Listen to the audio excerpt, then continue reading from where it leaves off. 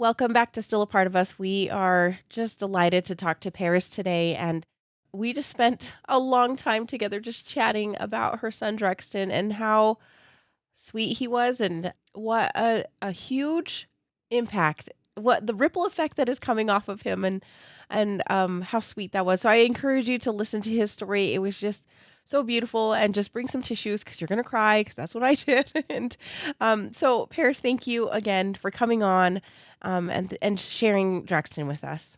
Thank you so much. Um, as a little recap, can you tell us what happened to Drexton and about what time, give us some context about how long ago he passed away? Yeah, so Drexton was born on November 3rd of 2023. He passed on June 1st of 2024. And um, we don't really have a definitive answer on why he passed, but it's looking like it's progressing more towards a heart defect that Yeah. was undiagnosed. Yeah. So, And that was so we talked, and yeah. we were talking off the record just a little bit ago, and Paris was like, we found out more stuff even from the time we had a chat about coming on the podcast, and I was like, Yeah. whoa, that is huge. I opened Pandora's box, and I don't think I was mentally ready to open Pandora's Oh, box, and I did. But now there's no closing it. So yeah. So when did you I guess I don't know if you were able to talk a little bit more about that, but were you just asking a little bit more and or getting information back from when he had his when they were doing the organ donation portion? so it was a lot of I won't say exactly who told me. Essentially, I think it's time that you start asking some questions. Mm. Um, and I think it might be a time to get some lawyers involved. Oh, shoot. And I was like, okay, I'm not ready for that. Yeah. Um, and so again, we started going over medical records and things that happened at the hospital. And we had a bunch of cardiologists looking at medical records. And essentially, without saying 100%, because we didn't get the autopsy back yet, Mhm. they're saying that this is a big factor. Yeah. The ASD is a big factor of why he passed away, Yeah. and that he should have had open heart surgery at about 3 months old, three to Pretty 4 months old. quickly. Yeah, Yes, after he was yeah, born. yeah, and he should have had a cardiologist following him from his birth to when he passed. Yeah. So essentially, a lot of things could have been prevented, but due to certain people's negligence of not doing their due diligence, Yeah. it didn't give us an opportunity to even To catch it or bring catch up it or any save him. concerns. Yeah. Yeah. So, So I just wanted to recap for everybody. So this ASD is this atrial septal defect. yeah. And a lot of people kind of refer to it as like a hole in the heart, Hmm. kind of this like there's some sort of issue between the kind of the sections between the atrium Yeah. or those chambers in the heart. And so, So yeah, his wasn't on the bottom chambers. His was on mhm, the upper chambers. yeah. And he it was a pretty decent sized one that Hmm. usually, and this is the thing, usually with ASD, some heart defects and stuff like that, they usually heal on their own Yeah. for Right. children. They usually heal on their Yeah. own.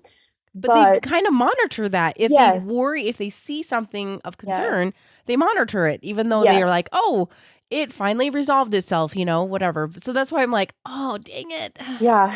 But his symptoms when he was a baby, well, I mean, growing up from birth to Hmm. about 4 or 5 months, it should have been a red flag. There's a lot of Yeah. things that were red flags that should have been like, hey, we should look more into this. Right. Um, but it wasn't. And so after asking a lot of questions, and surprisingly, there's a lot of medical journals that Hmm. show sudden infant death with In, ASDs. oh, yeah. Yeah. So Oh, that's definitely a little, it was very hard to see all this stuff and not be, I am angry now, but yeah. it's very, very hard to know that, like, I wasn't even given a chance to he wasn't even given a chance to get better, Yeah. essentially. And again, it goes back, like I said in the previous episode, I have to go through these things, and my son has to go through these things in order for other people so they don't have to go through these Yeah. things. And I hope that this person, this medical provider, will have a little bit of a, oh shoot, I really need to Y- make sure I'm focusing here because this is y- what this led to. Yeah. So Yeah. Oh shoot. Yeah, it is. That is not great. And yeah, like you said, I opened up Pandora's box and it really yeah, that is a really hard road to and go down regardless, right? that was only within the last 2 weeks. Yeah, I know. I was about to say we Yeah, didn't talk very long ago, so I and know. this is new stuff, and I was like, oh my gosh. Yeah, So that's just an added. That's just another layer that makes it yeah, difficult to mourn. Because yeah, it at the time of this recording, everybody, it really has only been about 2.5-ish months. Like it has not been very long since he passed away, and to have to do all of these things, have kind of a memorial service and make sure he gets home and everything, and then having to deal with this I'm sure has not been easy at all. So Paris, I did want to ask though, when he passed away, were you able to take some time off from work? Like what was your yes. that morning period like right directly after all of this happened? My work was very accommodating. Yeah. Because mind you, when this all happened on May 24th, I was actually at work and I had to leave Yes. mid Yes. shift. So they were extremely accommodating. They were like, "You let us know when you're ready to come back." Actually, the owner of my company Mhm. made a donation in honor of Oh. Drexton. So I actually donated that back to the PICU unit at that Oh, hospital. that is And wonderful. so, that was really, really, really nice of them, and I did go back. I would say it's only been a couple weeks. Mhm. I've been back at work, and they were really accommodating just due to the type of work I do.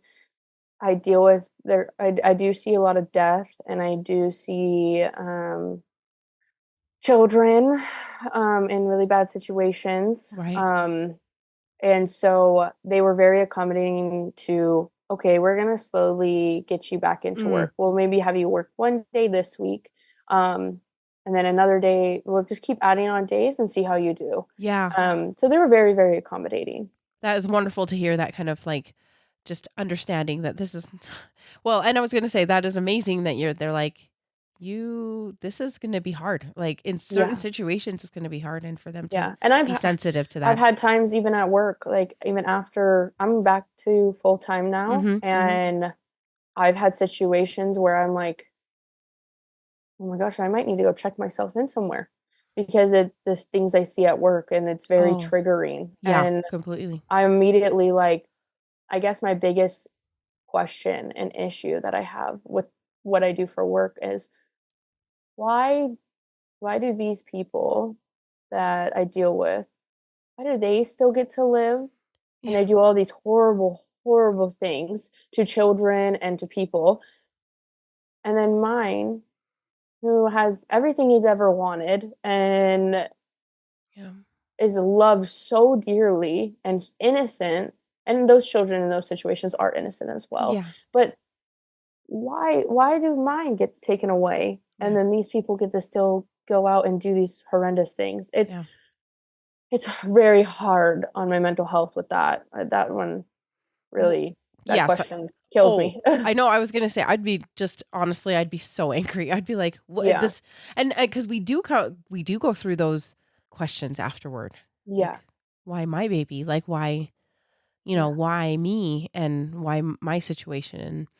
yeah, Um, and that's hard to grapple with, and that's something unfortunately you go through. You have to kind of ask those questions yeah, and deal with it. I am how has Cash been? Your other son, he just turned 3 and I know that mm, he was able to see Drexton in the hospital and yeah, do some sweet things with him and yes, yeah. is he starting to understand that his little brother's not going to be back and I think now, after all, like, the resources that the hospital gave us and my bereavement doula, mhm it's been able to help him understand that he isn't coming back. Mhm. But I also don't I didn't change things at home. Okay. So, also for my own self, I haven't changed anything to what it was before with Drexton. So I still have his bassinet out. I still have his toys out. I Mhm. still have his clothes out, his bathtub and stuff like that, and his bottles out. I'm not ready to change those things or kind of Yeah. put them away just yet, Right. but I also didn't want it to change for Cash because he's used to this stuff and he's used to Okay. seeing it. And so I Yeah. didn't want to be like, "Oh, your brother's now gone, so everything else is gone." That just it doesn't seem fair because he still goes over to certain items like the bassinet and he goes, "Oh yeah, my baby brother, he sleeps in here." And I'm like, "Yeah, he does." Mm. And so it will all come with time, but Yeah. he's doing very well. And I Mhm. think talking to him and talking about his emotions, which can be really hard because They 3-year-olds don't. have really big emotions. Yeah, and not the words to express them a lot of Exactly. times. So, it's a lot of like, okay, are you acting out right now because of this, or is it something else Mhm. that's going Mhm. on? So yeah, and I didn't tell you this in the previous episode, but my parents were actually supposed to move that Saturday. Yes, that's right, that's Yes. right. Yeah, And they they were pushed still everything off, and they they got did. another place here Okay. until, I'm ready and mentally ready for them to leave, so they've been helping a lot with Cash and spending a lot of time with him Yeah, and kinda helping in that and helping with me, yeah. essentially. Oh, yeah. And it's interesting because I found that, people were even more, like, wanted to hold on to our daughter who was still, Yeah. she was alive, and they just wanted to spend more time with it was just so Yeah. interesting, and I felt that way with her, and I bet your parents feel the same way, just like, Oh, "Oh, we yeah, gotta and, hold on I to mean, cash," and there are some days that they're like, we're having a really bad day. I don't know if yeah, we can handle this." yeah, But they are very strong, and they're very strong for me and Cash, and I appreciate it more than words oh, can say. yeah, I can understand that, that is Yeah. extremely kind because, just to kinda reiterate, like, they were gonna move, and they were going to be Mhm. going up to Idaho, I think is what Yes, you said, yes. and, you're that would basically mean you, and Yeah, I'd be that here. yeah, That's it. the rest of the family's not nearby, And and it was so yeah, crazy because they were supposed to leave that morning. yeah, And so yeah, I'm like, "Whoa, this all happened in such a short amount of time that yeah, it was unbelievable." yeah, yeah, thank goodness for parents, right? Yeah, I know. And Seriously. family, just like, oh, Oh, we um do. So, Paris, I wanted we touched a little bit on some kind of important people that have helped you throughout your grief process. Obviously, your parents have been very integral. It sounds like in that you had your friend, your very good friend, that was there and actually acted almost as a like, okay, this is what this doctor said. Yeah. Kind of Like broke it a down for you. scribe. She's Yes, like, "Scribe." essentially. Yeah, she's like, and it's so nice to have, especially when you're dealing with kind of some shock Yeah, and some trauma, being able to actually hear what's being said. And so, yeah, so she was pretty integral. You yeah. mentioned also that you had a bereavement doula, and I want to know about how you that bereavement doula helped you, and like how did you go about finding her, and what are some of the things that you really appreciated that that bereavement doula did for you, or So, maybe does do for you yeah, actually and currently? I'm still working with her. Yeah. I Okay. don't think I will there'll be a I don't think it'll ever I remember she made a comment to me, she said, "Oh, our connection and us conversating will never go away because grief never goes away." Yeah. It Yeah. can get better, but it will never go away. So, essentially, you're gonna always need me. And I was like, Yeah. "Okay, cool. Lifelong Awesome. friendship." Yeah. Um, but when I had Cash, I had a doula for my Yes. labor and my birth, and she works with a community full of, like, other doulas, Okay. midwives, Mhm. and they had a, bereavement doula. I didn't even know. Didn't even know there was such thing as a bereavement doula. Mhm. I remember I don't know how it even came up. I don't know if my doula that I had with Cash, I was conversating because there's a lot of things I don't remember with Mhm, during the mhm. hospital stay, Yeah. and somehow we got in contact. I think it was through the doula, and then the doula recommended her because she Her works with her, Yeah, okay. and so we just got into contact like that, and I guess that's what she does for their whole tenor. It's like a community. I would say it's like a Yeah. community. Um, and she was just, I would say the best way to describe her, and I if anybody is going through this, like, you can get a bereavement doula at any point of your grief. Like, Mhm. it doesn't need to be right when a child or a baby passes away. Yeah. It anytime, and it doesn't even have to be for children. It could be for anything. She was just that person who was kind of like there was no emotional ties to, and Mhm. it wasn't like a friend, it wasn't a family member where I had to be worried about if I hurt their feelings or how they were feeling. Yes. It Yeah. was just that person who's just there, and there's no, what's the word? The There's no, like, biases, it seems Yeah, no like. There was bias, nobody yeah, that like, they weren't gonna judge you because they don't really exactly, know you. I mean exactly, and so she was my, what Mhm. advocate, Yeah.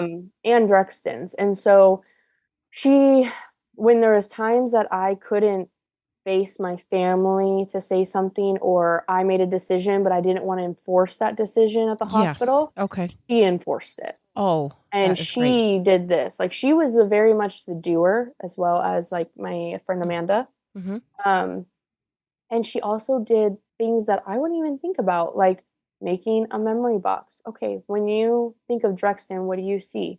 Oh, you see dragonflies and eucalyptus. Okay.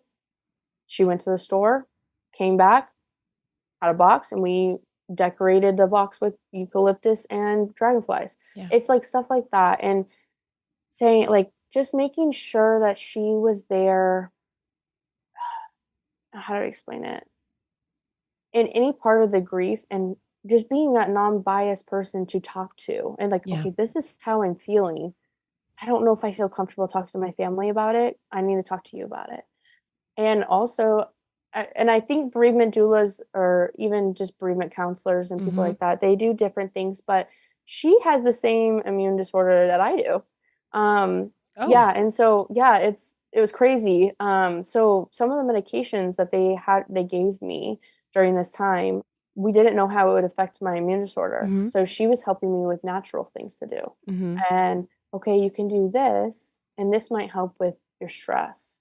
This might help with calm you down Mhm. and, whatever.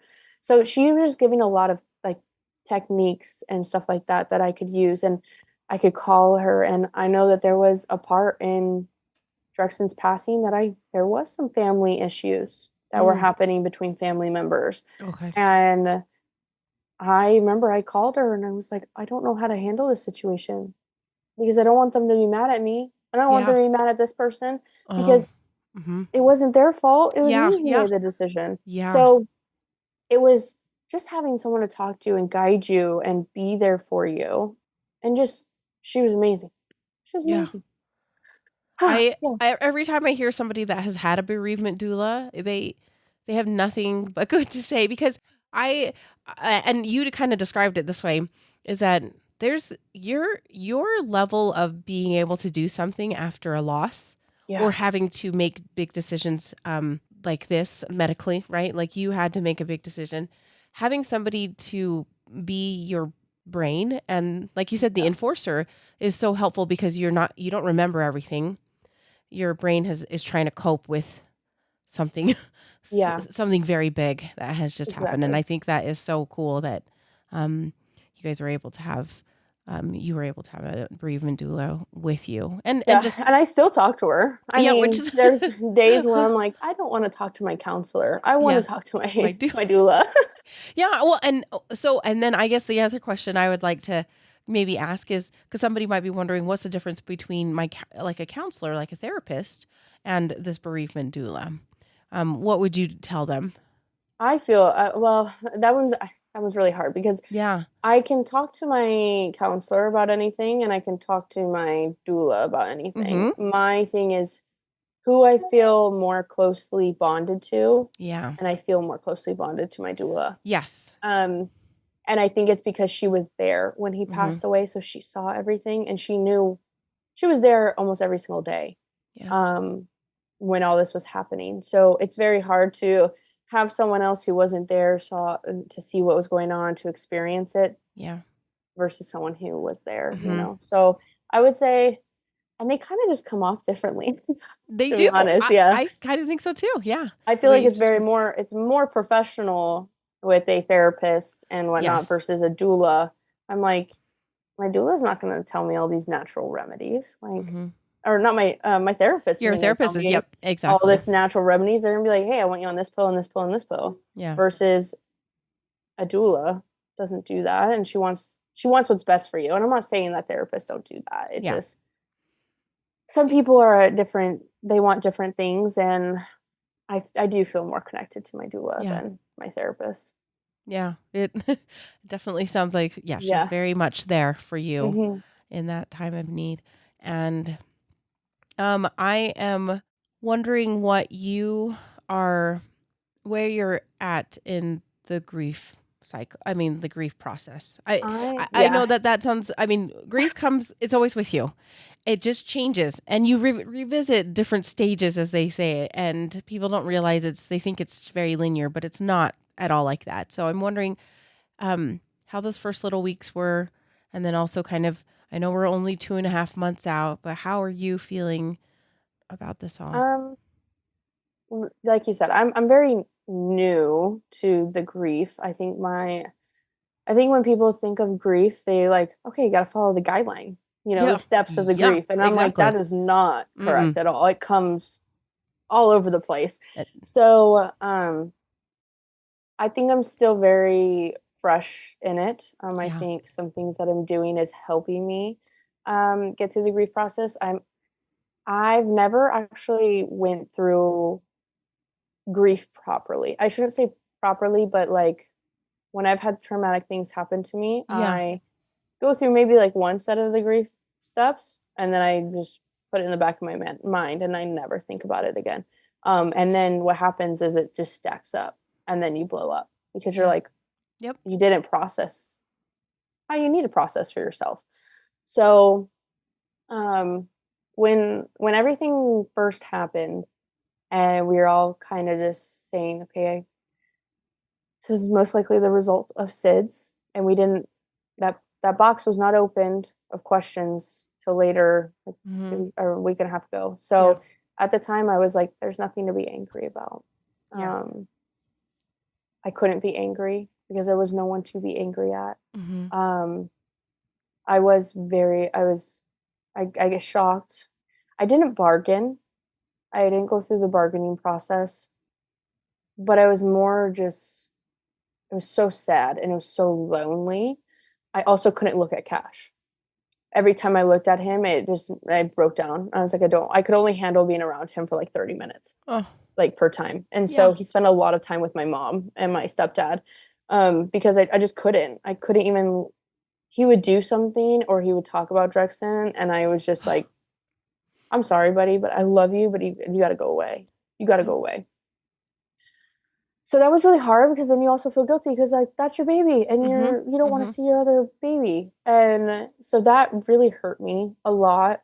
But I know like now I'm okay.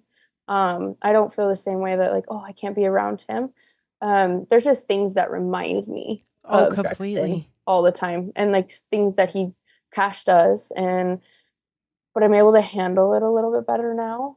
Um but yeah, I remember I was talking to another friend of mine who lost her baby, mhm, and I was just like, I don't feel angry. I just don't. I don't know if I'm going. I don't think I'll ever go through that process of being angry.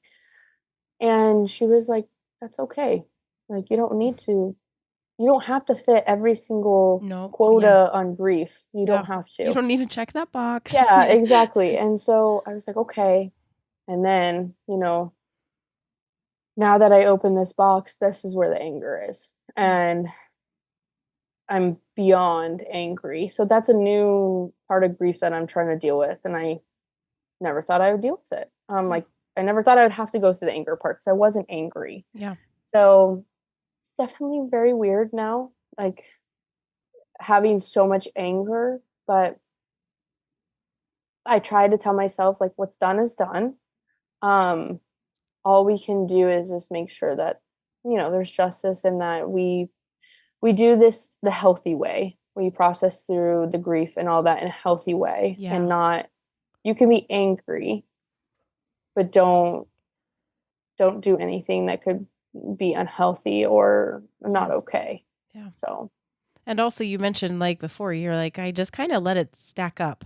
Just yes, yeah, and so that's one basic. thing I Yeah. I made sure this time I was like, I can't let it stack up Yeah. because it would literally be the death of me. Yeah. So I was like, I have to be strong for Cash, and I know Hmm. that Drexton would need me to be strong, Yeah. and I have to live for him. I Yeah. have to. So yeah, it was definitely it's weird because I've never actually fully processed anything before. So now having to process, I'm like, this is a whole new thing for me. I'm Yeah. not used to it. I'm never experienced something like this before. Yeah. So And it's he'll do a number on you. I'm just saying. yes, yeah. And I know I have a long road ahead and there's like there's some really good days and then there's some really bad days. Yeah. And that's when I make sure I have all my resources ready for when I have those really bad days. But I will say, like, I think the people in the hospital, like the nurses, Yeah. also prepared, like, definitely paved a good road for, I wouldn't say good road for grief, but a healthy way for grief. Yeah. It wasn't as like I did have some bad experiences in the hospital, but there were some people in there that I really couldn't have gone through this without them. Without them. And they've helped me, I think, in the grief process. Yeah. I was going to mention that we've talked to a number of people, and the nursing staff and the doctors, they just make the world of difference Yeah. for better or for worse, right?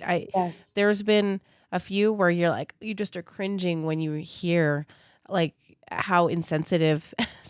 some staff are, and then others Yeah. times you're like, oh, thank goodness there are people out there that are willing to help and cry with the patient and their Yeah. families. I mean, it's just it's heartening. It's Yeah. to I hear mean, I those kind had of things. there's one of his nurses who, oh my gosh, she's so sweet. All of his nurses were absolutely fantastic. I Yeah. mean, he had the same nurses. I requested for him Oh to have the yeah, same that's nurses, right. and they pretty much did that for me Yeah. without a question of a doubt. So the only thing there, so he had his first nurse that was there when he got to the PICU, and Yeah. then when he passed away.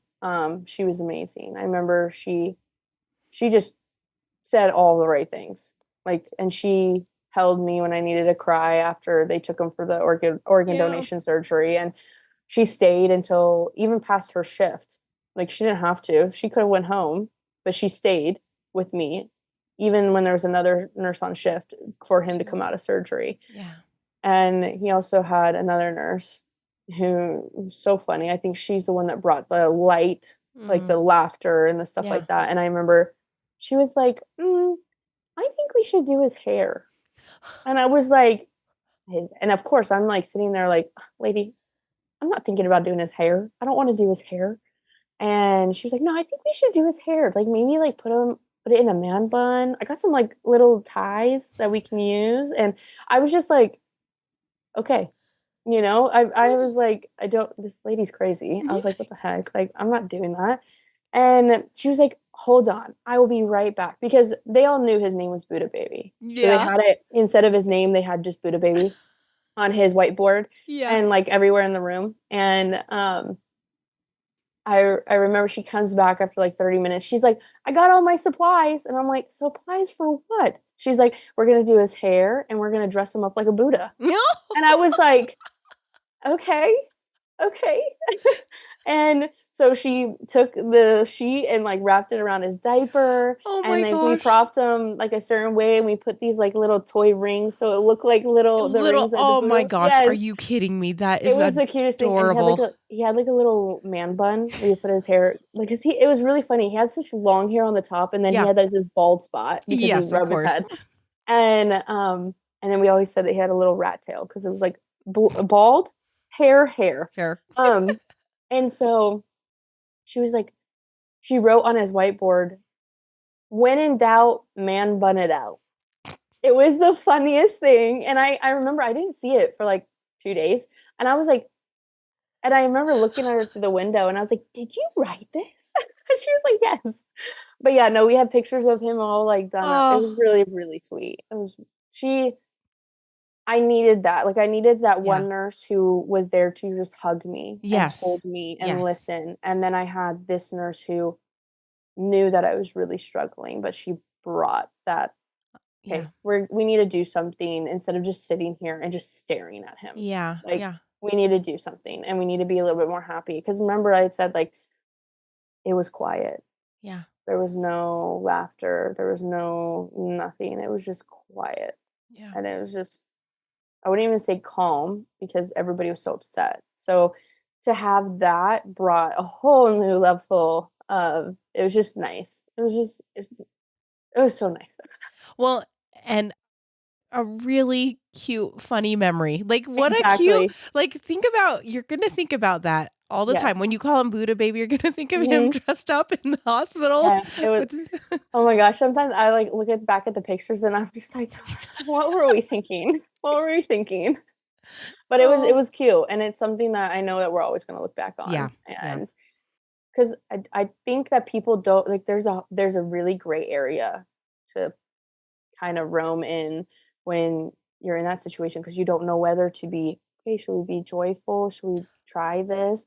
Versus some people are like, "No, stay away from me. Don't talk Yeah. to me. Don't Yeah. do anything." So, it's a very, gray, fine area of Yep. how to know how to what do they need? What can I do? Yeah. And it's hard. So Yeah. I just really appreciate, like, the things that she did and all Yeah. the nurses. So, They yeah. they understood the assignment and they Yes, executed it definitely. well and Yes. read the room. That was like I think that's a lot of the key to providing comfort, I think, in these situations is you gotta read the room. Like Yeah. you gotta Well, and figure it out. I feel like that would have been a really hard room to read. Like, I Oh, really completely.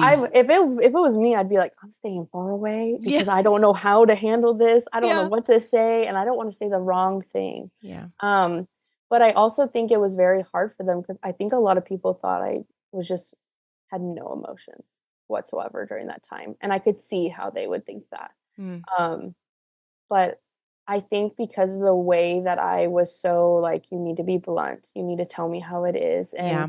just be straightforward with me, don't Yeah. sugarcoat it." I think it was easier for them to be like, "Okay, we're gonna do this. We're Yeah. gonna try this, and we're gonna just throw Yeah. these things out there." Because to me, that's being true. Like, Mhm. that's just showing your true self, and that's what I appreciate the most. Yeah. It's not yeah, like you said, not sugarcoating it. It's just Yeah. sometimes nice to hear the truth and what needs to be done from there. So Yeah. I like to ask this question. This is a pretty typical question. I like to ask all of our guests, but what are some things that people did and said to you that have been super helpful to you as a mom and then also maybe even to Cash or to those people that are surrounding you that are also mourning. Like I just think of your parents, even they're mourning the loss of their grandson and Yeah. that's difficult. So is there anything that you found outstanding that people helped you with and that you wanna give them a quick shout out? You've already named a number of It's them, and a it's you've got very hard because I didn't ask for anything, yeah, other than I'm very thankful for everybody, all my family that coordinated everything. I told them yeah, what I wanted, and they coordinated it, so I didn't have to make any decisions. awesome.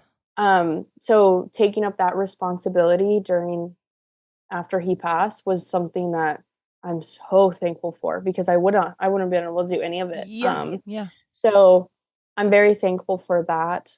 But I will say, like, a lot of people have asked me, like, "What do you need? Do you need anything?" And I'm like, "No, I don't need anything. I just need time to myself, and if I need you, I will ask." And the whole point of that was they accept that as an answer, Yeah. and they don't push and Yeah. push and push. Um, so I'm very thankful for that, and just not even I feel like people are very much like, "Are you sure you don't need anything? Are you sure you don't want Mhm. this?" And I'm like, "No, I don't want it. But if I Mhm. need something, I'll ask for it."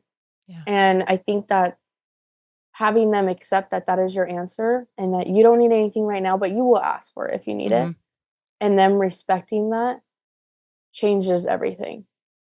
Because I don't like being like persuaded or like pushed to a certain Mhm. thing, Mhm. and then making it feel like it's not my decision. Yeah. So definitely, I appreciate my whole family being, like, there. Like, if I call and I need someone to talk to, they're like, "Okay, Yeah, I'm spill." there. Mhm. Yeah. If you don't need me, that's okay. Come to me when you need me. Yeah. So, I think there's a lot of parents that don't have that directness, and yeah, that is what I think family members kinda struggle with. It's just like, yeah. I feel like I need to do something, and if they don't understand, Yeah, and I know, yeah. like, even no fault to my sister, she's been through some tragic things too, no fault to her. I know she was just trying her best, but I remember she moved a thing, like, moved paperwork and moved something in the house, and I was Mhm. like, Wha "No, no, no, I was not ready. I wasn't Yeah. ready." And she was like, "Oh my I'm so sorry. Yeah, I yeah. just thought it would help." And at the time, it didn't help, but I knew where she was coming from. Mhm. So it's just like, eh, this is a hard thing. I know it's hard for people to tell, like, be super direct, but I think in time of grief, you gotta be super direct, and you kinda have to be blunt Yeah. because people, they're just trying to help, Yeah. but if you can't say exactly, like, your boundaries or be direct with them on what you need, they're gonna push and push and push, or they're gonna overstep a boundary that you didn't express to them and they didn't mean to. Mhm. They just were trying to help. Yeah. And so that's one thing in this whole grief process I've noticed is like I have to be direct in what I need Yeah. and what I want because Yeah. if I'm not, then I'm not saying I get walked over. It just some things get done and I'm like not okay with it. Yeah. And then once again, those things kind of fester. Yes, yes. And that's another thing. I don't want resentment to Yeah, start. And exactly. that's my biggest fear. I'm like, I do not want any type of resentment. Like the same thing with Cash. I was worried. I was like, I do not want to resent Cash. Yeah, So I need to do this properly and process this properly so it doesn't fester into resenting him. yeah. And that, I mean, things you'd be surprised at how so many of those things can stack up and you don't even think Mhm. anything about it. And then all of a sudden, once again, you blow up and it's not good. Yeah. Yeah. It's hard. It's Yeah. Well, and you kind of answered this question already, but maybe you can expand a little bit more. But I also kind of asked the opposite question of, is there something that you would prefer that people would not say or do if somebody has just gone through something as tragic as you have? I Any think any insensitive comments? yeah, Don't call anybody out on that one though. I think that, I think this is probably something that a lot of, child loss families get and Hmm. parents, and I actually got it. I didn't think anybody would actually say this to me. One of them was, "Well, don't worry, God will send you another baby." And I said, "Excuse me?" I was like, "You don't ever say that to someone who just lost their child. Like, Nope, just don't do it it. just because you bring another one doesn't mean that's him, you Yeah, know?" And I just sat when I saw that and they said that to me, I just sat there and I was just like, "Thanks." I didn't even have anything to say. I was like, "Thanks. yeah, I appreciate your comment." And yeah, that's all I could say because I was like, I don't even know what to say. yeah. It's not And it's not a great comment, everybody. a Don't. lot, I because of Drexton's situation, and I know it's I don't know if again, like we talked about in the past off record, is that I don't know if anybody's been through this, Yeah, yeah, and the same kind of situation where we kinda well, now we know we might not have interrupted SIDS, but at the time, before I found out this new evolving information, yeah, where we literally interrupted SIDS in the process, yeah, and meeting someone who's gone through the same thing. yeah.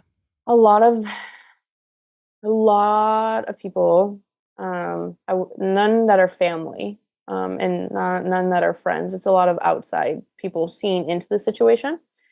Go, well, why don't you sue the nanny? Oh. And it hurts. Oh. It hurts because I see how badly this affected her, Oh, I am and sure, yeah. I know how dearly she loves my kids. Like, oh my god, she loves them so much. And it's just so crazy to me that they would say something like that Yeah. when she literally gave him a chance. Yeah. She's the one that gave him a chance. Yeah, And I'm like, exactly. the fact that you I think it's because oftentimes they don't know the whole story, so Mhm. that's why they say those things, but I'm like, I think you need to hear the whole story before you can go straight to saying, "I think you should sue her." Absolutely not. Absolutely, yeah. She is still Cash's nanny, Mhm. and there's no I still trust her with everything. Yeah. There's no distrust, nothing like that. Yeah. And it's just like to hear that, it just breaks my heart Yeah. because I can't imagine how she feels.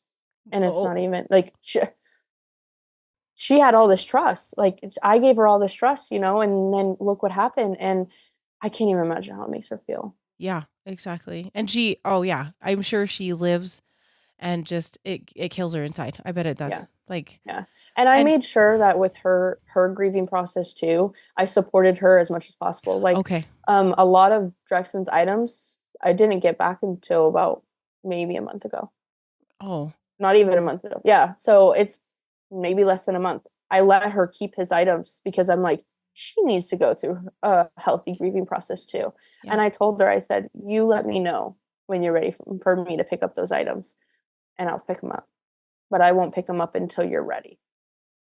It's just like, I couldn't imagine for Y her, like what yeah. she is going through. And it's hard too because she gets a constant reminder all the time too with Cash Yeah. that I think there's a purpose. I will say there's a purpose for everything. Drexton has had a purpose and he's made an impact and Mhm. shown a lot of people things. And I think with her, she was like, I think I'm gonna go back to do some pharmacy tech and stuff like that. Oh, uh-huh. And she stopped because she had her son. And then Yeah. that's why she started nanny. Like she did nanny and stuff like that before, Yeah. but she didn't make it her career. And Yeah. she now made it her Right. career to be a nanny and watch children. And now she's like, I think I'm gonna go back. I think I'm gonna go back. And I'm like, maybe this is a sign. Like this happened, horrible thing that happened, but now look, you're gonna go back and further your career. Yeah. I think it's again, it comes back to bittersweet. Like it's just it's so hard because it's Mhm. like so many different things. Yeah, exactly. It is it's so it is encouraging and makes you just feel good to see how much of a difference he is Yeah. making in other people's lives, but it still doesn't take away the sting. It doesn't take Yeah. away the ache that you have by any means. It's definitely hard. Yeah. Yeah. It's a struggle and no one told me about the nightmares. No one told me Yeah. that you don't get sleep, or I don't even know when I'm gonna get good sleep ever Yep. again. I know it will come in the future, but I never even knew about these things until it happened. And finding different things that will help you in your grief, it's so hard because you can try what everybody recommends, and that's not what will help you. Yeah, what you need. Yeah. Yeah, Yeah, unfortunately, you got to traverse it yourself and then keep trying to figure it out and keep yeah, trying to figure out what will work for you. Yeah, you're yeah. And exactly I right. mean, I've tried tons of stuff, like journaling. Um, what was the other like journaling, talking to a therapist, which is good. It's Yeah. just not something that I want to do all the time. Looking at photos, doing a lot of self-care. I do believe self-care is very important during this Mhm. time. But the one thing that I know that like makes me feel good, like I have a purpose. Because the one question I'm like, what am I gonna do? How am I Mm. gonna honor him? Mhm. What's gonna help me feel good about this situation and this it is terrible situation and kind of keep my head above water Yeah. during this grieving process. And I decided because I quilt and I sew, and Yeah. so at the hospital, every PICU patient gets a hand like a custom like sewn blanket, like Oh, quilt, and yeah. they're all different, so they're all unique. And it's a group of old ladies who get together like Yeah. every Saturday and quilt, and I'm like, well, I don't have time to do that, but Yes. um, I was like, maybe I'll do something like that, Yeah. and so I actually 2, 3 weeks ago just dropped off the first batch of quilts that Oh, I made, and it has a little tag because I can't because of religious preferences and stuff like that, I couldn't put Buddha baby on it, so I oh, put Bee Baby, and yeah. it says from Drexton's family in Drexton, and it has a tag on the bottom, and they're all just different types of quilts, and yeah, so that's my thing. Like that's Yeah. what I feel like. I'm like, this is helping me when I feel sad. I just start quilting Yeah. because I can't get in my head because I have to focus, Yes. and it takes my brain away from thinking too hard, and then Mhm. also people still get to remember him Mhm. because they see the blanket, Mhm. and I'm feel like I'm doing something Yeah. for other people. So it's definitely hard, but that's like my one thing that I've felt close to doing in my Yeah. grieving process is making these blankets, and it's not like something that can be done overnight. Like they take a They long take work. time. So it's each blanket takes a lot of time, sweat, and tears into it, Yeah. and love, because like there's sometimes I get off of work, let's say I work a 12 hour, and I'm like, oh man, I Oh. need to go to bed, but I can't go to bed, I'm so tired. Yeah. I just start quilting, Yeah. and so there's a lot of meaning into those blankets, and I might not be able to do like a ton of them all the time, but I try to get done, and as many as I don't want to feel rushed in doing it. Yeah. I want to enjoy doing it. So I might not be able to do as many as those old ladies do, but I try. They're retired. I mean, come I on. know. Give yourself I a told break. I went back to the hospital to drop off the batch of blankets, Yeah. and I actually got to see his doctor and the child life specialist and stuff Mm. like that. Mhm. And I was talking. I was like, "Man, when I retire, this would be an awesome job. Just sit and sew all day, and you all just get to talk about your stories. Like, this sounds great." I don't like Can I my sign job up? now. Yeah, I This don't. sucks. But yeah, no, it was really that's definitely the one thing I can that has worked for me. Yeah. And there might be other things down the road because I'm just so new in this Yeah. part of my grief process. There might be other things down the road, Yeah. but this is the one that's really It's getting me helping. through. You Yeah. know, one thing I think that we sometimes discount, your brain can only take so much of the grieving. Like in the sense of like focusing on the loss, your brain just needs a break sometimes. And Yeah. it sounds like the quilting, you have to focus on, Yeah. I got to You get my only can stitching focus right. on one thing because if you don't, Exactly. you're gonna mess Mhm. up everything, and then Exactly. you can't fix it. Yeah. So And so it's like it sounds like it's giving your brain a little break too. Like yeah, you're and that is good. I mean, it's going for a good cause. It yeah, is honoring him and then it gives your brain a little break. yeah. I And think it's multifaceted. It's cool. I do feel like, I wanted to open like an organization for him, but I think that will come later on down the Later. road Yeah. because I need to have a more definitive answer on some Mhm. things, and I won't have an answer on a lot of things, but Yeah. that's another thing that I'm looking forward to down the road. It probably Yeah. won't happen in the next couple years, but it may be Yeah. 10 years down the road. So Yeah. It's amazing. it's definitely crazy. Yeah. It is. It's a weird process. I I know now how to help people because I didn't really understand how to help people in Oh, grief. not And even close. now I'm like, "Oh, dude, I'm in the same boat as you, and now I know how to help you, and I know Yeah. how to be there for you." Yeah. And maybe give some other suggestions that other people didn't have Think or about, yeah. give, Mhm. and you didn't know Mhm. about. Like, there's some things I didn't even know about. Yeah. So, definitely very helpful. Yeah, it's a unique area to be in too. So I also wanted to say that you are going through this also and will be a help for others. Yeah. Regardless of yeah. I know that Drexton is gonna make ripples and I think you're gonna make ripples too because of Thank that. you. So Paris, once again, I have so appreciated our time today. Thank you. I just feel so moved and like so like I just feel like I've been impacted by his life as well. And so thank you so much for taking the time and sharing us with him, and you doing what you're doing as well and sharing him. I just I always Thank want people you. to be able to feel like they can talk about their kids here. Yeah. So Well, yeah. thank you for this opportunity. And even like I've told you before, is that I hope that someone else who maybe is going through my same Yes. situation that I haven't got to meet yet or anything like that, I hope that now they feel like, okay, I finally met someone who's been through my same situation and Yeah. I felt so alone. And I'm just glad I'm able to tell his story because I think all the babies and all the children who have Yeah. passed away, they deserve to have their story told. Yeah. And I just wish we could get to every single one, Yeah. but it's so hard. It really is true, and Yeah. that's one thing we keep just plugging along because Yeah. this is something that's important to us. So, Thank you so Paris, much. thank you, thank you, thank you. I really appreciate you and your time today. And thanks Thank for you. sharing Drexton with us, that Of cutie. Like, course. she's such a cute little boy. My little Buddha baby. Yeah, Oh your my little god. Buddha. Well, thanks again. Thank you.